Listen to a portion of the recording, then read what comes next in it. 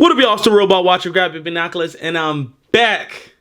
I know it's been a long time coming. This my fault, but we back. Videos is back consistently every 2 weeks because it's the off season. Y'all know what it is because we ain't finna run out of content. But we back with another breakdown, and it's not gonna be on one of the rookies. I know I promised that last time a month ago. Shout out y'all for watching the teammate video, but we're going to be back talking about Xavier Legette today. But adding T-Mac to this offense does and what it means for Xavier Legette. Seen people who are very down on him or not even mention him at all. I've also seen people who are still high on him. So I'm going to tell you what the film tells me. But let's get into it. If you like the videos, like, comment, subscribe, do all the YouTube stuff. I appreciate that. Turn on the notification bell. Let me know in the comments, do y'all want another giveaway like I did last offseason? I know somebody want to go to a free game, but let me know. Let's get into it. Now, as we know, I did this type of video last year with Bryce Young where I did the negatives first and then we did the positives last, so nobody can say I'm biased. But I feel like since it's just an overwhelming amount of negative, I feel like going towards Xavier Legette and not much hope there, we're going to just continue with the positives and then we can show how the negatives affect those positives and how it can improve. So the video just flows better. Now, last year we did spend a 32nd overall pick in the first round on Xavier Legette. We traded up from 33 after not having a first round pick. And he finished with 497 yards. For a lot of people, including me, that was disappointing for somebody that was supposed to be an explosive threat. Basically our wide receiver one. Don't let anybody trick you. He was supposed to be our wide receiver one and almost like a star in our offense. As a first round pick, yeah, we had Deontay Johnson, but most people eventually expected him to take over that role and to really provide an explosive element to our offense when it comes to yak, passes downfield, things like that didn't happen. But after drafting T-Mac at 8th overall, a lot of people are seeing the same thing with T-Mac. Hey, he's going to be the #1 guy. He's going to be the star. And then we're going to have Adam Thielen. And then we're going to have maybe Jalen Coker, maybe Xavier Legette. But now we're pushing him to wide receiver 3, maybe 4. So I'm going to talk about why I don't think it's time to give him an Xavier Legette yet. So let's get into it. Let's talk about the stuff he does well and the things he don't. Now we can start with Xavier Legette's speed because I feel like adding T-Mac is going to put an element to our offense where it's intermediate over the middle of the field and our yak threat. I think that's going to be covered with him as our primary #1 guy. For Xavier Legette to make his best impact and hit on that draft pick that we spent on him and the trade up, you're going to have to make him your deep threat. He's going to have to be your explosive big catch guy because when you look at Jalen Coker, T-Mac, Adam Thielen, David Moore, some people say Hunter Renfrow, I don't think so. All of those guys are in that 4.5, 4.6, 4.7 range. This is the only guy outside of Jimmy Horn, which we'll discuss at a later date, that is going to be a 4.3 receiver and a deep threat downfield. T-Mac is a deep threat, but he's not a burner. That's not going to be his consistent job. You want him working over the middle of the field and somebody to move the safety and clear out the box for T-Mac to work underneath. And that's what I think we need Xavier Legette to be. So let's look at this. On this play, we're going to have Xavier Legette in press coverage, and he's going to do a hop release off of the line, and he's going to give the corner almost like a hesitation and go. Now, he may not have burned the corner outright, but he was able to get on top of the corner and shield him away from the ball. Now, I think he does need to do better at stacking corners and getting on top of them and getting them behind his back so they can't affect the catch as much. But the fact that he did get a half step on this corner, being 6'1", 225, 227, however big he is, this is NFL open. So we need him to make this play. But we see here that his speed can translate. He's not Tyreek Hill, where you have to be 10 yards off and he can still burn you by 5 yards. But it's enough to be NFL open, and with a big body, you expect him to come down with these contested catches. Bryce hits him right in the breadbasket, and he just simply drops it. We talked about it. His hands have to be much more consistent. A lot of our explosive plays were killed by drops by him and other players. Now, what I also want to talk about is how he showed me a little bit more nuance in his routes. I'm not going to say polished, I'm not going to say refined, but just a little bit more nuanced than I thought. Let's move on. Later on into the season, we're going to have him against Jamel Dean one-on-one. Jamel Dean is going to be giving him about 8 to 10 yards worth of cushion. So, as we've seen before with that hop release, Xavier Legette explodes off of the line. But whenever he gets to about 5-6 yards from Jamel Dean, almost like a conflict point, he does another hop release and hesitates. That gets Jamel Dean to square up and turn his hips to run because he's seen this before on film, like we showed on the last one. Hey, this guy with 4.3 speed, much bigger than I am, just did that hop to kind of get me to hesitate. He's about to burn downfield. But As Xavier Legette gets back into his strut, he snaps down, slows down, and breaks the ball back to the quarterback. And this is where we see that issue that I have. If he's able to actually come back and attack it with his hands instead of bracing himself with his body and letting it come into him, he has a chance to make a guy miss and make this an even bigger play, which we'll discuss later on because I have examples of that. But this just shows that he has a little bit more nuance to his route running than what I kind of expected coming out. That hop release, which I will show in later on plays, is really, really great. And it's really a good tool for him to use for him to keep getting open downfield and for him to win downfield for this team. And Bryce Young, as we can see, is not afraid to test DBs now, maybe in his first year, but he's not afraid to test DBs whether a guy has one step or is even with them downfield. And that's what we're going to need from him so he can move those safeties. Now, on the next play, I want to show you guys is the infamous drop. But once again, the hop release works. As you can see, he comes up. Once he gets to that point of conflict with Darius Slay, he does the hop release, but he widens it a little bit because Darius Slay already has his left foot back, indicating that he's going to open up and run and push him towards the sideline. But Xavier Legette's running the post, does that hop release, boom, breaks his ankles, he's open over top. Once again, it's a drop on the game-winning touchdown that would have helped us beat the Super Bowl champions in the NFC. Not the NFC, in the NFL. But yeah, this just shows that that hop release and that speed is real. It does translate. He can beat guys with it. And now that we have T-Mac, he's not going to be facing these number one corners. He's going to be facing guys that's a little bit more susceptible to his speed, a little bit more susceptible to his size and getting beat. These aren't going to be their best guys most of the time. So we need him to keep winning on this. But as I talked about on that body catch against Jamel Dean, let's look at it against the Eagles once again. In the slot, Xavier Legette's here.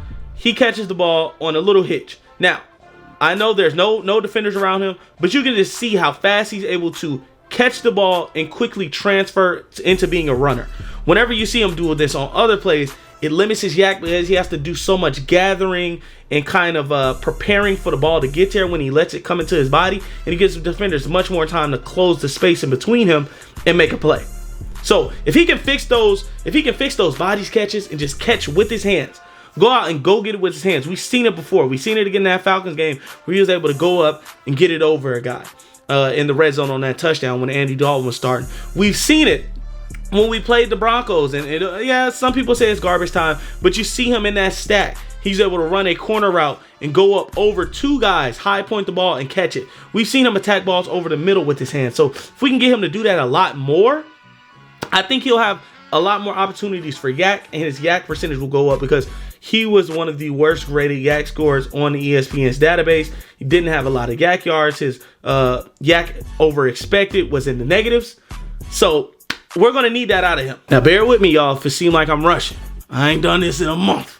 So I might need, let me know in the comments if I need to slow it down so y'all can really get to what I'm saying. I feel like I'm talking a million miles a second. But the next thing I want to talk about playing into his athleticism and his physicality is his physicality. Now, on reception perception, he doesn't have a great percentage of out routes ran at 7%.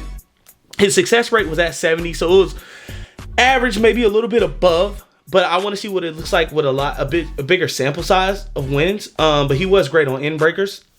But man, when I watch his tape, it's just consistently he's able to win by being much bigger and much stronger than the guy that's guarding him on those out routes. So if you're able to play into that size much more, I mean, I need that on every single route. If you're running a slant, run through a guy's chest and then break it off. If you're running that out route, keep doing what you're doing. Use those subtle push-offs, get into a guy's chest, throw him by. If you're running those goals, hey, once those guys get on your hip pocket, snap it off and throw them by. Of course, unless it's one of those Jamel Dean plays that we showed and he's able to, just snap it off because without even getting contact. But if a guy has you impressed, do that, In those post routes, you can do the same thing. Lean on those guys and then break off with a slight push off. He's able to win on those a lot. He showed it throughout the season plenty. Now let's show an example because that's what we're here to do at the end of the day. This is one of my favorite plays from Xavier Legette. What we have is a condensed split. He's going to be our X. He's going to be our X. He's on the line of scrimmage once again versus Jamel Dean. Cooked food. Eat him up. Pause. So Bryce Young, he's going to give us a play action fake. We already know what it is. Hey, play action fake. These are going to be a 2 routes. Pause for a second. I don't know what this route concept is. We have an out route and a dig on the other side. Not a fan. And then the check down's Chuba Hubbard. Not a fan. Anyways, He's going to give Jamel Dean a little bit of shake and then go inside at the top of his route. Now, what I want to do is pause this route and show the nuance that I was talking about. Not polish, but the nuance that I was talking about when it comes to his physicality. And I already showed this with his speed. Look how far he's leaning into Jamel Dean on this play. I mean, he's damn near at a 75-degree angle. 65-degree angle leaning into Jamel Dean's chest. So much so, since he's so much bigger and stronger than him, Jamel Dean has to wrap him up just so he's not knocked off of his spot, just so he's not knocked off of the route. Jamel Dean has to wrap him up. Now, what Xavier Legette does great here, or Legette, I want to keep saying his name correct. What he does great here is he hooks that arm for Jamel Dean. As you can see here, I'm going to pause it so you guys can see. He hooks that arm of Jamel Dean, and he's able to slow down, throttle down, and throw him by, basically discarding of Jamel Dean, creating 3-4 yards of separation.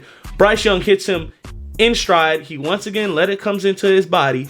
But as you can see, as he's much faster to turn. I mean, this one I can't really be mad that he tracks it into his body. It's kind of over his shoulder somewhat. But he's able to turn into a runner much faster. And as we see, burns that angle of Jamel Dean to create a little bit more yak.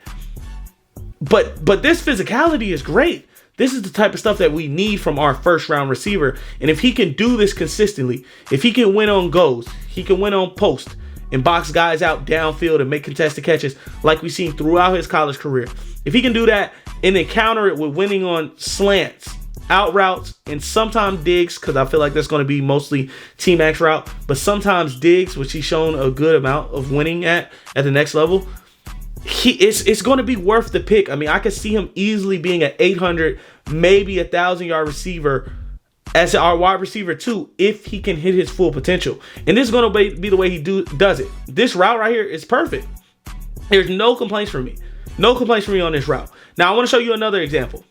Here we're going to have him against the Bengals. Now, he's going to have Cam Taylor-Britt. I probably already showed this a couple times in the video. Here he's going to be in the slot against Cam Taylor-Britt, somebody we was feasting on all season. He's going to have about 4 yards of depth. Xavier Legette does exactly what I said before. Hey, gets into his chest. First off, Cam Taylor-Britt guessed wrong by after Xavier Legette gave him that fake inside. That's a good thing I like to see. Gives him a fake inside, makes him guess wrong. Now he's a little bit off balance. You're going to run directly into his chest and toss, just give him a slight push off when you break off. Slight push off. But the fact that he got him off balance, and he's so much stronger and bigger than him, he was able to get in his chest and move him and get wide open. It's going to be great, but I want to show this because at the end of the catch, he does exactly what I talked about before. Leaving his feet for no reason and also letting it come into his chest. If you look at how much separation he has at the screenshot at the top of this, there's almost 5 yards of separation. If he just runs through the ball, catches it with his hands, he'll probably be able to break down and go back inside against Cam Taylor-Britt's leverage, who is already parallel to the sideline, and there's nobody inside to make a play. There's nobody inside. But because he leaped, let the ball get into his body, now he's off balance. All Cam Taylor-Britt had to do was just nudge him out of bounds. And that just killed a yak opportunity for us. Now, I'm not saying Xavier Legette is going to be a wide receiver one, perennial 1,200-yard receiver, 1,300-yard receiver. I think we got our guy already for that. I showed that in the last video when breaking down Tetairoa McMillan. If you want to watch that, I'll put it in the tag at the end. But I do think we could have our, maybe I'm gassing it, maybe. We could have our T. Higgins, Jamar Chase. Maybe not to the point that T. Higgins is a wide receiver one, because some people believe that. But if you look at T. Higgins' stats, it's a lot of 800, 900-yard years, 6-5 touchdown years, something that Xavier Legette did last year. I think he can do that if he's able to hit his peak as a wide receiver two in his offense with this route tree. He can easily do that, and that's all I need him to do. If he can be at 800 to maybe sometimes scratching a 1,000-yard guy, adding 5 to 7 touchdowns on top of that because he's a great red zone threat as we covered before, I think that's a win-win scenario next to T-Mac. Not even including the guys that we have behind him that could be really good, which we'll talk about later. So if you like this video, do me a favor, like, comment, subscribe. Let me know what you think of Xavier Legette. Am I too high on him? Am I still gassing him too much? Are these fundamental things that he's not good at being a receiver as a 24-year-old second-year player, 25-year-old second-year player? Is this too much to overcome? Did we just miss? Let me know what you think in the comments. Let me know what breakdowns you want to see next, what players you want me to talk about, because I got the tape and I got the time. Anyways, this has been a Real Ball Watcher. Put up your binoculars. I'll see y'all in 2 weeks, actually. Bye.